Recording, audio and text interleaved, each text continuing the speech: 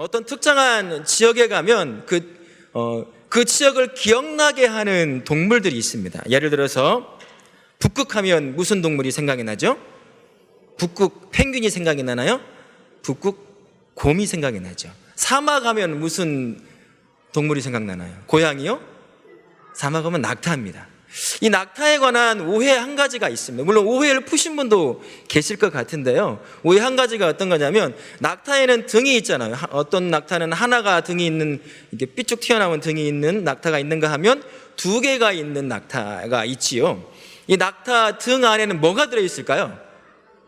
뭐요? 사이다요? 물이 들어있다는 오해가 있어요.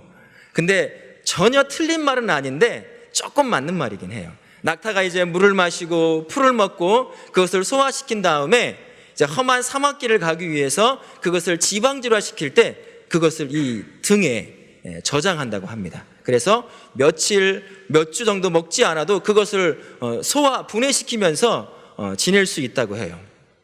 또 한 가지는 저는 이번에 알게 되었는데, 이 낙타는 스스로 수분을 만든다고 합니다.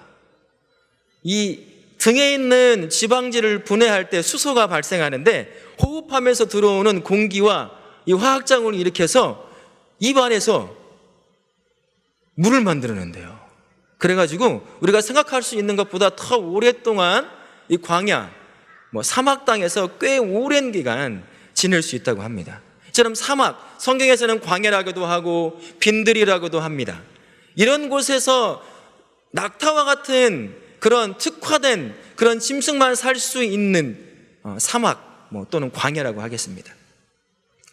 이런 곳에 한 사람이 세워져 있습니다. 몰골은 말로 다 할 수 없는 몰골이에요. 머리카락부터 수염까지 그가 입고 있는 모든 옷도 다 그렇게 사람인지 분간하기가 좀 힘들 정도의 한 사람, 이름은 요한이라고 하는 사람이 한 명 서 있습니다. 마태복음 3장 4절에 보면, 그리고 마가복음 1장 6절에 보면 이 요한이 이렇게 산다고 얘기를 적고 있어요. 같이 한번 읽어보겠습니다. 요한은 낙타 털옷을 입고 허리에 가죽띠를 띠고 음식은 메뚜기와 석청이었더라. 같은 말이니까 마태복음만 읽겠습니다. 성경 저자는 마태복음의 모습이 마태복음이라네요. 요한의 모습이 낙타 털옷, 그리고 메뚜기와 석청을 먹고 있는 사람. 근데 사실 광야 땅을 가보시면 알겠지만 먹을 걸 구하기가 거의 불가능한 땅입니다. 그 땅에서 먹을 걸 구하는데 그게 메뚜기고 석청입니다. 쉽게 구할 수 있었겠습니까? 잘 못 구하니까 못 먹어서 얼굴은 깡 말라 있겠죠. 낮에는 50도에 가까운 열에 그대로 노출되어 있기에 얼굴은 새카맸을 것입니다. 머리는 며칠을 안 감았는지 몇 달을 안 감았는지 알 수 없을 정도로 산발이가 되어 있을 것이고, 수염은 또 말로 다 할 수 없었겠죠. 그리고 옷은 낙타털로 대충 걸치고 있는 것입니다. 그런 사람을 누가 봤을 때 과연 사람이라고 볼 수 있을까라고 하는 그 정도의 말이 나올 정도의 요한이 광야에 서 있습니다. 사실 요한은 이런 사람이 아니었어요. 유대 땅에서 굉장한 기대를 한 몸에 받고 있는 그런 사람이었습니다. 그 이유는 그의 출생에 있었습니다. 그의 출생에 굉장히 기이한 일들이 발생했기 때문이에요. 누가복음 1장 6절에 보게 되면 그의 어머니와 아버지 이름이 나옵니다. 사가랴와 엘리사벳이라고 하는 여인이 나오는데, 하나님께서 그를 두고 하는 말씀이 뭐냐? 하나님 앞에 의인이니 주의 모든 계명과 규례대로 흠이 없이 행하였더라. 하나님 앞에 인정받는 사람이요, 사람들 앞에 유대인 사회에서 인정받는 인물이 이 두 부부, 제사장 부부였습니다. 즉 요한의 아버지 어머니였습니다. 그러나 한 가지 큰 약점이 하나 있었습니다. 자식이 없고 그 다음에 뭐라고 되어 있습니까? 사람이 나이가 많더라. 불임에다가 나이도 많아 더 이상 아이를 가질 수 없는 최악의 형편에 놓여 있는 사람. 이 사람에게 어느 날 천사가 나타난 거예요. 그래서 사가랴에게 나타나서 그에게 말하기를, 너의 아내 엘리사벳이 아이를 갖게 될 텐데 그의 이름을 요한이라고 지어라 라고 말을 합니다. 사실 사가랴는 자신의 몸이 어떤지, 자신의 아내 엘리사벳의 몸이 어떤지 너무나 잘 알고 있었어요. 그래서 그 말을 믿지 못했습니다. 그래서 천사가 그의 입을 닫아버렸어요. 다시는 말을 못하게 입을 닫아버렸습니다. 그리고 천사의 약속대로 얼마 지나지 않아 엘리사벳은 임신을 하게 되었고 산딸이 다 되어 아이를 낳습니다. 그리고 엘리사벳이 하지 말아야 할 짓을 한번 해요. 남편 사가랴의 허락도 없이 그 아이 이름을 천사의 말대로 요한이라고 이름을 지어버립니다. 그 주변에 있던 사람들이 깜짝 놀라요. 사실 아이의 이름은 남편이 짓게 되어 있는 거거든요. 그런데 아내가 낳자마자 사가랴의 허락도 없이 요한이라고 지어버리니까 깜짝 놀라서 사람들이 사가랴에 가서 무슨 이름을 지을 거냐라고 물어보니 말은 못하니 석판에 씁니다. 요한이라고 씁니다. 사람들은 다 깜짝 놀랍니다. 그 즉시 요한의 입이 열려 말을 하기 시작을 하죠. 이 일련의 이런 모든 가정들이 보통의 유대에서 태어나는 사람들의 태어남과는 너무나 달랐던 거예요. 그래서 이 누가복음을 썼던 누가는 예수님의 출생과 함께 동등한 양을 제시하며 이 세례 요한의 출생을 다룹니다. 그만큼 독특한, 그만큼 사람들의 관심이 가는 출생의 공공연한 비밀을 가지고 있던 게 이 세례 요한이었습니다. 사람들은 이 출생의 비밀을 가지고 있는 요한을 향해 엄청난 관심을 갖습니다. 기대감을 갖습니다. 그래서 누가복음 1장 65절과 66절에서는 이렇게 말을 하고 있어요. 노란색 글씨만 한번 읽어볼까요? 이 모든 일이 온 유대 산골에 두루 퍼짐에 듣는 사람이 다 이 말을 마음에 두며 이르되 이 아이가 장차 어찌 될까 하니 주의 손이 그와 함께 하심이더라. 그의 출생인 보통 출생이 아니기에 이 사람들은 이 아이가 반드시 유대 사회에서 한 획을 긋는 그런 일을 할 사람이구나, 그런 일을 할 아이구나라는 것을 알게 되었습니다. 엘리사벳, 사가랴의 모든 형편을 알고 있었기에 절대로 아이를 갖지 못하고 아이를 출생하지 못하는 그 가정에, 느지막한 그 가정에 아이가 출생했고 또 이름을 짓는 귀한 과정을 겪었기 때문에 유대 사회에서 많은 사람이 요한을 향해서 큰 관심과 기대를 가졌고 또 온 동네에 퍼지기 시작을 했습니다. 저 아이가 바로 사가랴의 아들, 천사를 통해서 출산을 약속받은 아이다. 그 아이는 정말 대단한 아이일까? 이 땅에 반드시 무엇인가를 해낼 그러한 사람일 것이다 라는 기대가 유대 사회에 다 퍼져 있었다는 것입니다. 유대 사회에 요한에 관한 어떤 기대가 있었을까요? 그 당시 이스라엘 사람들은 로마의 지배 가운데 있었습니다. 그 이전에도 로마에서 탈출하기 위해 마카비, 항쟁이나 이런 것들을 통해서 한 번쯤 자유를 누린 적이 있었어요. 하지만 그 이후에는 전부 다 로마의 지배 아래 놓여 있었습니다. 이 기이한 탄생을 가진 요한을 향해서 유대 사람들은 이 아이를 통해서 우리가 로마의 압제에서 자유함을 누릴 수 있는 것은 아닐까? 그런 기대감을 가질 수 있었을 것입니다. 더 넘어서서 어떤 사람은 이 아이가 우리가 그렇게 기다리던 그리스도가 아닐까? 그 찬란했던 다윗의 왕국을 다시 회복시킬 만한 그러한 인물이 아닐까 하는 기대감을 갖고 있는 사람도 있었을 것입니다. 이것을 얼추 찾아볼 수 있는 게 요한복음 1장 19절에서 23절에 요한이 본격적으로 사역을 시작하는 시점에 유대의 종교 지도자들이 그가 누군지 궁금해서 사람을 보내 알아보는 장면이에요. 네가 그리스도냐 물어봅니다. 아니라고 답해요. 그러면 네가 엘리야냐 물어봅니다. 엘리야라고 답했습니까? 아니, 나는 아니다. 그러면 도대체 너는 누구냐 물어봅니다. 그래서 뭐라고 대답하죠? 예언된 대로 광야에 외치는 자의 소리다라고 말을 합니다.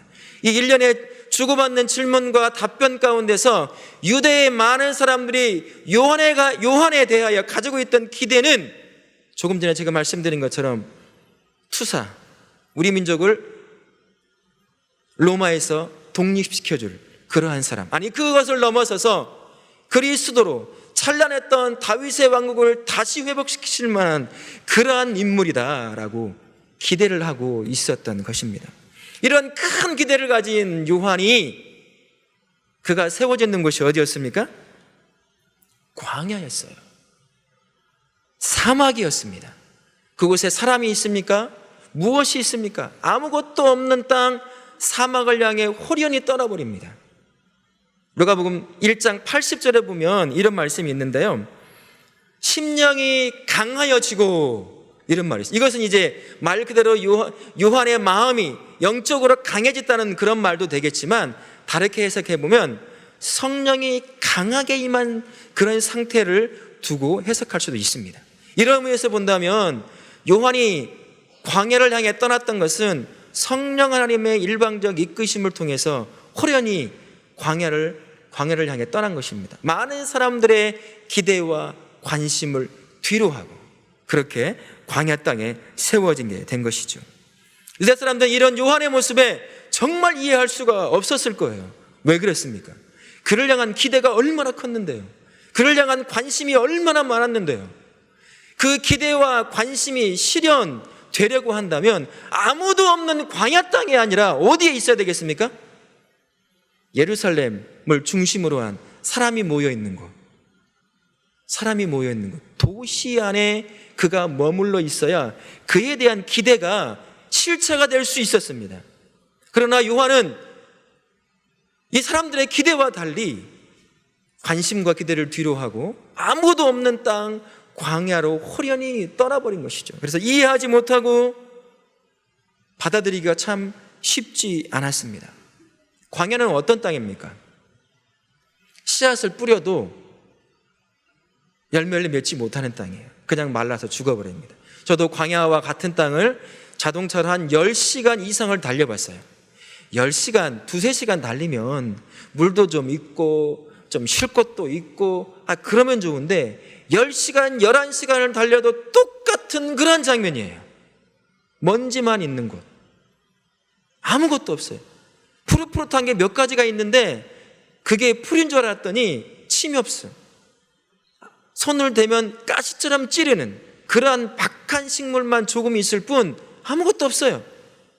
그러한 땅입니다. 광야라고 하는 것은 바로 그러한 땅이에요. 사막과도 같은 땅을 광야라고 말할 수 있는 것입니다. 요한이 사람들이 가지고 있던 기대와 관심이 충족될 수 있는, 실현될 수 있는 조건은 단 1%도 가지고 있지 못한 땅이 바로 광야 땅이었습니다. 반면 도시는 어떤가요? 도시를 두고 누가는 우리가 읽었던 3장 1절과 2절에서 아주 절묘한 이름들을 통해서 표현해주고 있습니다. 같이 한번 볼까요? 누가복음 2장 3장 1절과 2절 상반절에 보시면 6명의 이름이 등장하죠.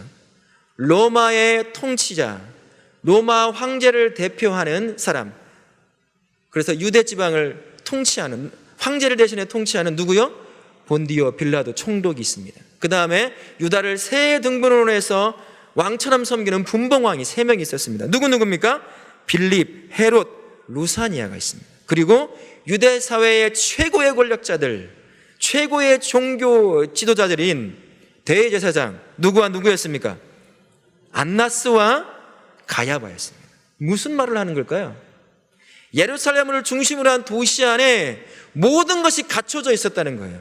최고의 권력, 사람, 종교, 문화, 지식, 모든 것이 갖춰져 있었기에 요한이 그 자리에 서기만 하면 그에 대한 기대가 실현될 수 있는 곳이 바로 예루살렘을 중심으로 한 도시였다는 것을 누가가 우리를 향해 보여주고 있습니다.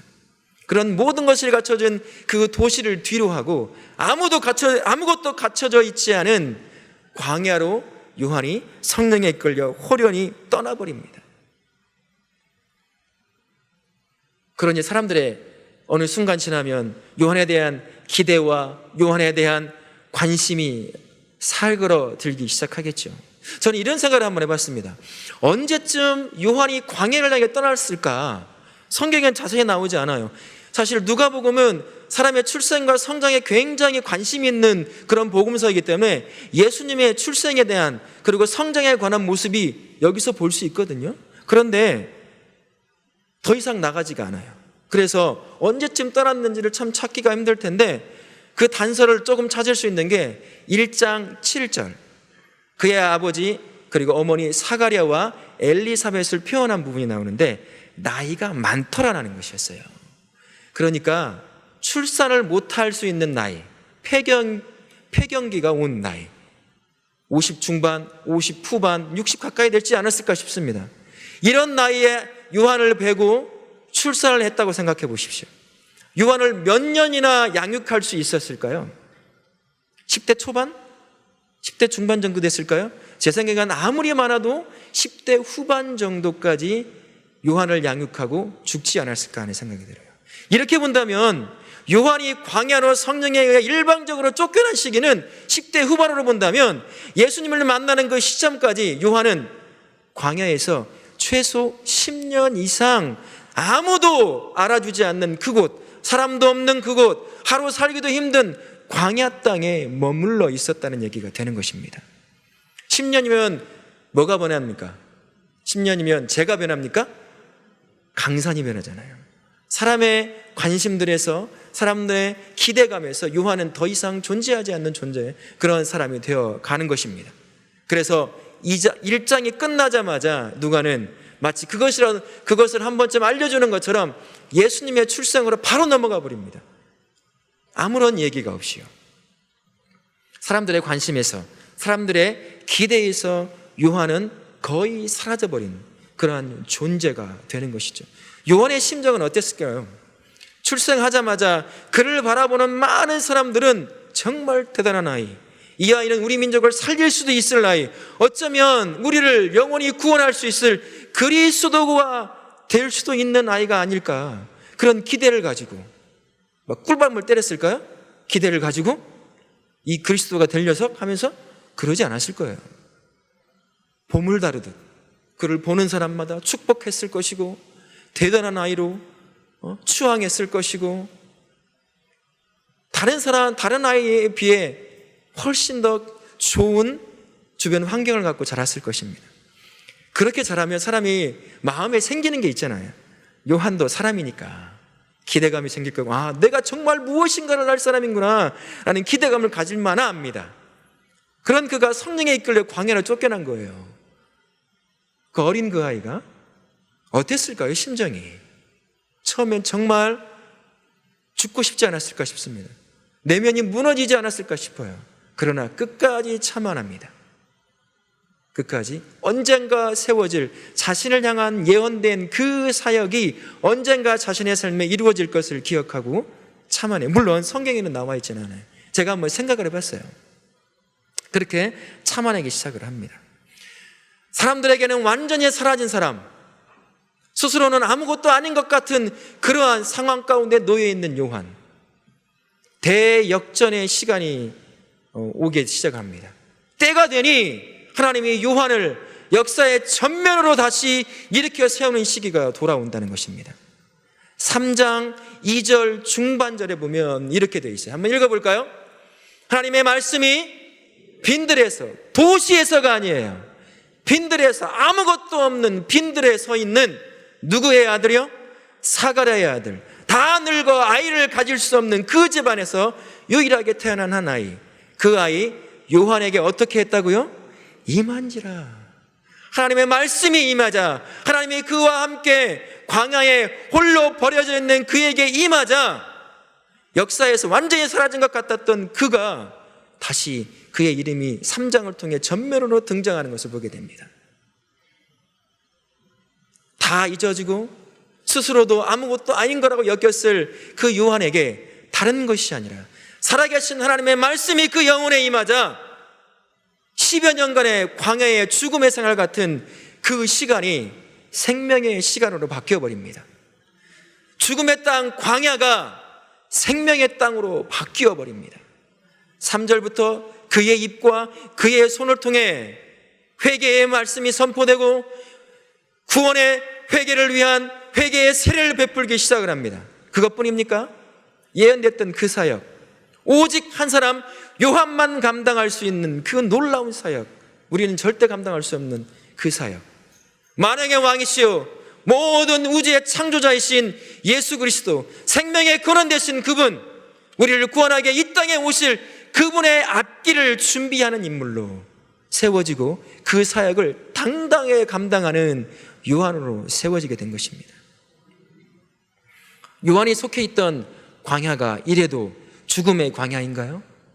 요한이 살았던 10여 년간의 그 광야가 멸망의 광야처럼 들리나요? 그것은 생명의 광야였습니다. 만약 요한이 광야가 아니라 모든 권력과 다 갖추어져 있는 예루살렘을 중심으로 한 도시에 세워졌다고 한다면 그는 절대로 하나님을 만나지 못했을 것이고 하나님의 말씀을 듣지 못했을 것이고 하나님의 임재함을 경험하지 못했을 것입니다. 사람들의 자신을 향한 기대의 말들이 온통 내면에 차서 고작해야 유대 사회를, 이스라엘을 독립시키는 독립투사 정도로 인생을 살다가 마감했을 수도 있습니다. 그가 남들이 봤을 때는 다 죽은 땅, 아무것도 없는 광야로 쫓겨난 것처럼 보였지만 결국 그곳에서는 여호와의 말씀이, 하나님의 말씀이 그에게 임하자 그곳은 생명이 생명을 낳는 곳, 생명이 생명을 낳는 시간으로 바뀌어 버린 것입니다. 광야는 참 독특한 곳입니다. 광야는 성경에서 두 가지 양면성을 항상 가지고 있어요. 광야는 말 그대로 죽음의 땅입니다. 사람이 하루를 버틸 수가 없습니다. 낮에는 50도 이상 극한열에 올라가고 해가 떨어지면 물론 마이너스까지 떨어지지는 않겠지만 갑자기 떨어지는 해 때문에 얼어 죽기도 하고 또 그 땅에 먹을 게 있었겠어요? 없습니다. 구하기도 힘든 그 땅. 그 땅인데 유일하게 바뀌는 생명의 땅으로 생명의 시간으로 바뀌는 때가 있어요. 그게 어느 때인 줄 아십니까? 여호와 하나님이 그 자리에 임할 때, 여호와 하나님이 죽음의 땅인 광야에 임하면 그 땅은 생명의 시간이 되고 생명의 땅이 됩니다. 그 증거가 어디서 나타나냐면요, 이스라엘 민족이 출애굽 여정을 한번 생각해 보십시오. 생명의 역사를 어디서 가장 많이 경험했는지를 기억해 보시기 바랍니다. 최고의 땅 애굽이었습니까? 모든 학문과 군사와 지식이 다 몰려있는 그 당시 미국과 같이 최강대국이었는 애굽 땅에서 이스라엘 민족이 놀라운 기적을 경험했습니까? 네, 기적 경험은 했어요. 10번의 기적은 경험했죠. 다 멸망의 기적이었습니다. 그러면요, 정착한 가나안 땅에서 경험을 했습니까? 아니요. 경험은 하긴 했지만 광야라고 하는 쫓겨난 땅, 그 땅에서만큼 하나님의 살림의 역사, 하나님의 구원의 역사를 경험한 때가 없었습니다. 1년 365일 낮에는 구름기둥이, 밤에는 불기둥이 항상 함께 했습니다. 눈을 뜨면 무엇을 먹을 수 있었습니까? 만나와 메추라기를 먹을 수 있었어요. 그들의 옷이 40년 동안 어떻습니까? 400벌씩 바꿔 입었습니까? 아니요, 그렇지 않아요. 그들이 신었던 신발은요, 달지 않았어요. 1년 365일 1분 1초도 빼지 않고 하나님의 살림의 역사를 경험한 장소는 저 애굽 땅이 아니라 아무것도 없는 땅, 죽음의 땅이라고 여겨지는 광야, 사막의 땅이었습니다. 아마 출애굽 이전에도 그리고 이후에도 이만한 살림의 역사를 경험한 민족, 사람은 단 한 명도 없을 것입니다. 광야가 이런 독특함을 가지고 있는 땅이에요. 정말 죽음의 땅이지만 그 자리에 하나님이 역사하면, 말씀이 임재하면, 하나님이 함께하면 사람의 눈에 죽음의 땅이지만 그 광야의 땅은 생명의 땅, 생명의 시간으로 바뀌어버리는 것입니다. 그런데 도시는 어떤 줄 아세요?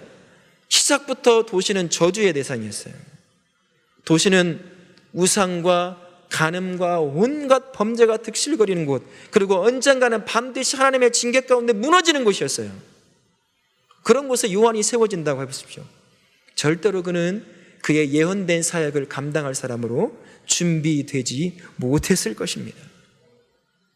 그러니 요한이 세워져 있던 그 광야의 땅은 말이 광야였지, 여호와 하나님, 전능하신 하나님이 함께 임재하면 그 땅이, 임재하니 그 땅이 생명의 땅이 되었고 생명의 생명을 낳는 그 시간이 되었던 것입니다.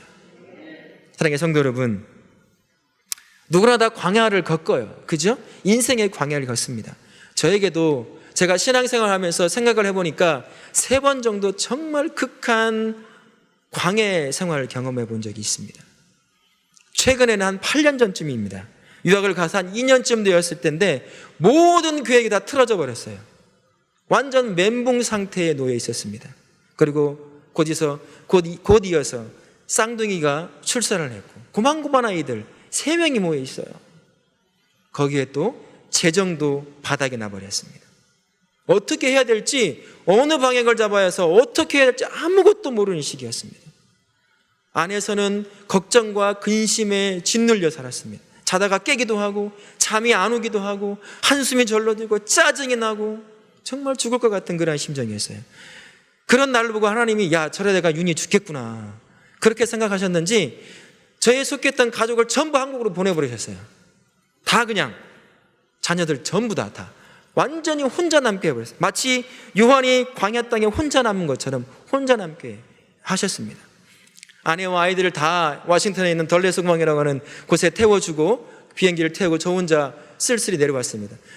우리 결혼하신 집사님들, 갓 결혼한 우리 남자들은 막 웃으시는 여집사님들 계시는데, 아내와 남편이 떠난다는 것은 아내와 남편이래. 아내와 아이들이 잠시나마 자기 곁을 떠난다는 건 어떤 의미인지를 아세요? 자유를 누린다는 의미가 있거든요. 저도 잠시나마 그럴 줄 알았어요. 그리고 이제 차를 타고 깜깜한 밤에 내려오는데 뒤에서 딸랑딸랑 소리가 나요. 도대체 뭐지?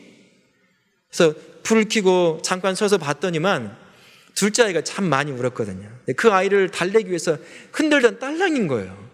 그걸 보는 순간 너무 애들이 보고 싶은 거예요. 아내가 보고 싶고 막 순식간에 몰려오더라고요, 그게. 그래서 그때부터 외로움이 시작이 됐습니다. 고독이 시작이 되었어요. 실제적으로 심리적으로도 그렇고 영적으로도 그렇고 완벽한 고독의 상태에 저를 하나님이 매몰차게 몰아넣으신 것 같아요. 그 시대에. 그렇지 않으면 내가 죽을 것 같은 시니까. 그리고 제가 출석하던 한인교회에 새벽기도를 담당하고 새벽기도를 주관하고 짜고 계획을 짜고 하는 일들에 공석이 생겨서 제가 그거를 하겠냐고 해서 아무런 거부함 없이 아멘으로 제가 받고 그걸 시작을 했습니다. 그리고 기도의 자리를 나갔어요. 월요일부터 토요일까지 집에 있어봐야 아무도 없잖아요. 심지어 제가 어느 만큼 고독함을 외로움에 시달렸냐면 샤워를 할 때 문을 못 잠그고 못 닫고 샤워를 했어요. 우리 큰아이가 아빠 하는 그 소리를 못 들을까봐, 못 듣고 대답을 못 해줄까봐 그런 고독감에 시달리고 있을 때 하나님께서 기도의 자리로 나아갈 수 있는 기회를 하나님이 주신 것입니다.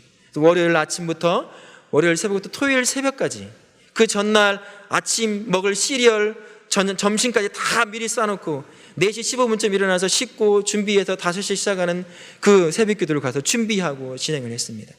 한 달이 지나고 2달이 지나고 그때까지는 우리가 하는 기도랑 똑같았어요. 하나님 이 문제 해결해 주세요. 저 문제 해결해 주세요. 이거 주세요. 막 달라, 해결해 달라, 아니면 나 죽는다, 막 이거밖에 안 했거든요.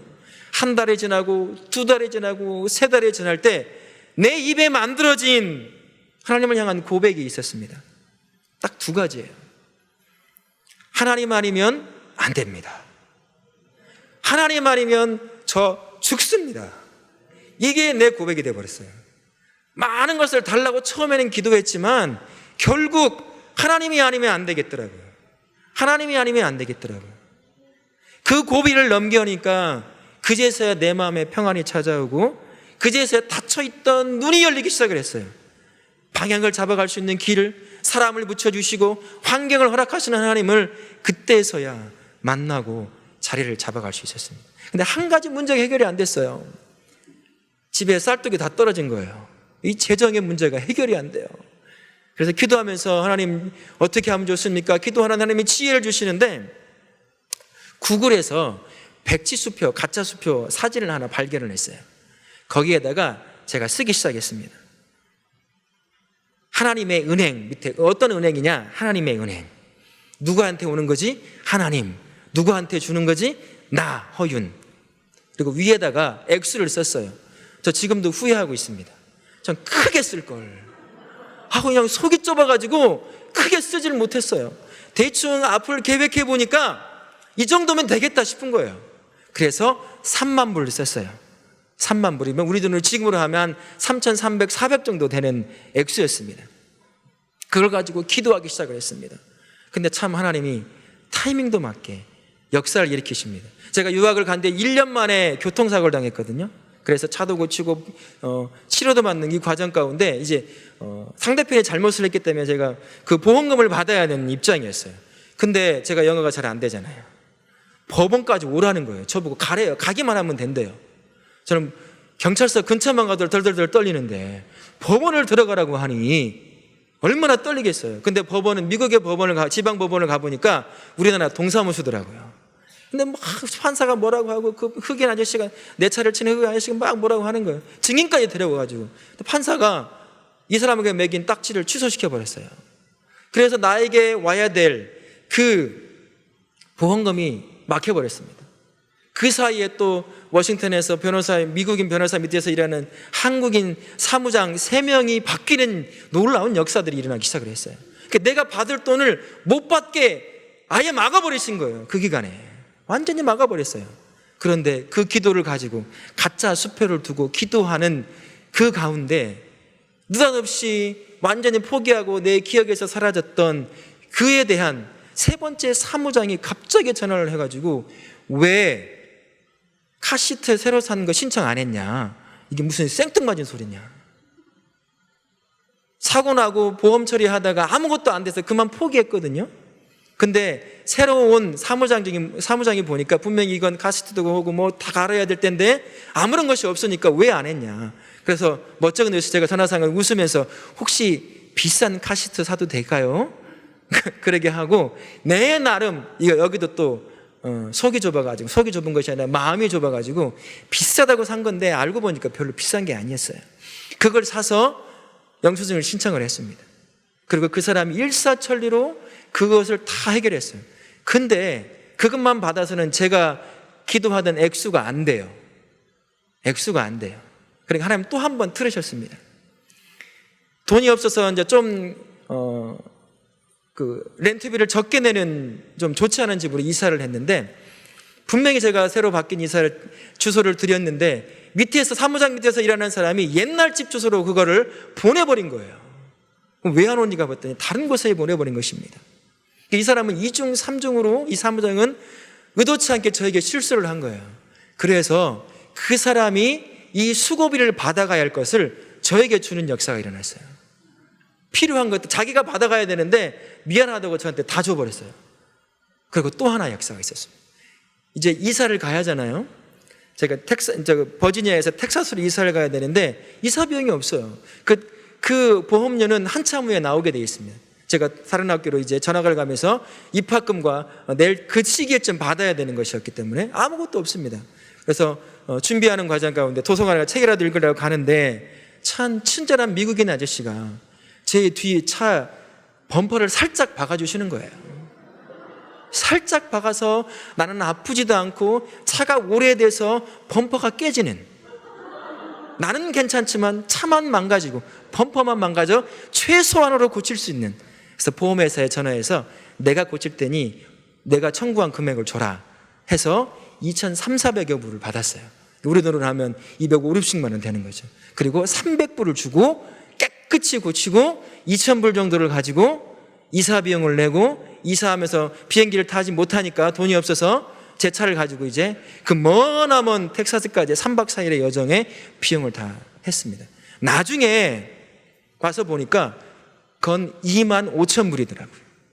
제가 3만 불을 놓고 기도했는데 지금 후회되는 게 한 5만 불 정도 놓고 기도했으면 최소 4만 불은 내가 그때 받지 않았을까라는 생각을 하는, 그런 후회를 하는데요. 제가 속해 있던 광야라고 하는 땅 가운데서 하나님의 역사하심이 막연하게 하나님의 백성을 하나님은 어떻게 먹이시고 입히시고 이끄시고 살리시는지 막연한 머릿속에만 남아있던 그 하나님이 실제 삶 가운데서 나의 백성은 내가 이렇게 먹이고 살리고 이끈다는 것을 경험하게 하셨습니다. 내가 그 광야에 놓여 있지 않았다고 한다면 저는 아마 평생 그 경험을 못했을 것이에요. 그 광야에 있으니 하나님 밖에 볼 수 없었고 하나님 아니면 살 수 없는 그 상태에 놓여 있었기 때문에 그 하나님이 어떻게 나를 살리시는지, 이끄시는지 볼 수 있었습니다. 경험할 수 있었던 것입니다. 저에게, 요한에게 그랬던 것처럼 저에게 있어서 광야의 땅, 광야의 시절은 죽음의 땅, 멸망의 땅이 아니고 멸망의 시간이 아니라 나를 살려내는 시간이었고 나를 살려내는 땅이었던 것입니다. 사랑하는 성도 여러분, 사막을 여행할 때 규칙이 하나 있다고 해요. 좀 더 하고 싶은데 시간이 많이 가서. 규칙이 있어요. 특히 지금은 옛날 같지 않아서 차로 사막을 여행을 할 수 있거든요. 근데 차로 여행을 하다 보면 차가 바퀴가 모래에 잘 빠질 때가 있어요.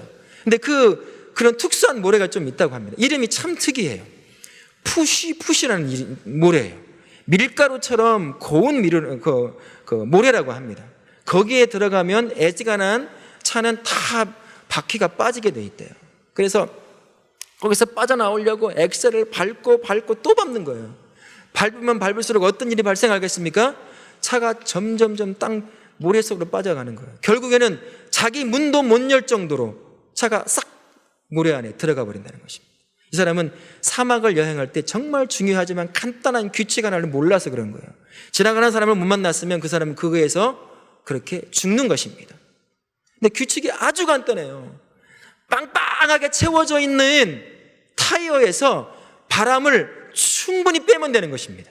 그래서 타이어의 면적을 넓히고 차의 높이를 낮추고 그러면 아무리 푸시푸시 할아버지 모래가 있다고 하더라도 어렵지 않게 푹 빠진 그곳에서 빠져나올 수 있다고 합니다. 우리는 지금 코로나19라고 하는 전 세계적 광야 가운데 놓여 있어요. 그죠? 어떤 사람은 망한 사람이 있고 어떤 사람은 직장을 잃은 사람이 있고 생계가 막막해져 버린 사람, 그런 분들이 있을 것입니다. 이런 광야에 하나님께서 자신의 백성 함께 하시는 하나님이 이런 광야에 우리를 놓으셨다는 것은 우리를 죽이려고 놓으셨겠습니까? 우리를 멸망시키려고 이 광야에 놓으셨겠습니까? 절대 그렇지 않습니다. 제가 신앙생활하며 경험한 바로는 절대 그렇지 않습니다. 요한의 인생이 그랬습니다. 이 광야 시대에 하나님께서 광야를 경험케 하시는 것은 우리 안에, 내 안에, 우리 교회, 더 크게는 한국의 교회에 빵빵하게 채워져 있는 나라고 하는 자, 우리 교회라고 하는 자, 한국 교회라고 하는 자, 그 빵빵하게 채워져 있는 그 바람을 빼기를 원하심이 아닌가 하는 생각이 듭니다. 나라고 하는 그 바람을 쭉 빼고 그곳에 하나님이라고 하는 바람을 넣으시면 돼요. 그 하나님은 나를 살리십니다. 그 하나님은 우리 한국 교회를 살리십니다. 우리는 그것을 알았으면 좋겠습니다. 사랑하는 성도 여러분, 누구나 다 광야 땅에 놓입니다. 오늘 해결됐다고, 벗어났다고 내일 광야에 안 놓일 거라 보장할 수 있는 사람 단 한 명도 없습니다.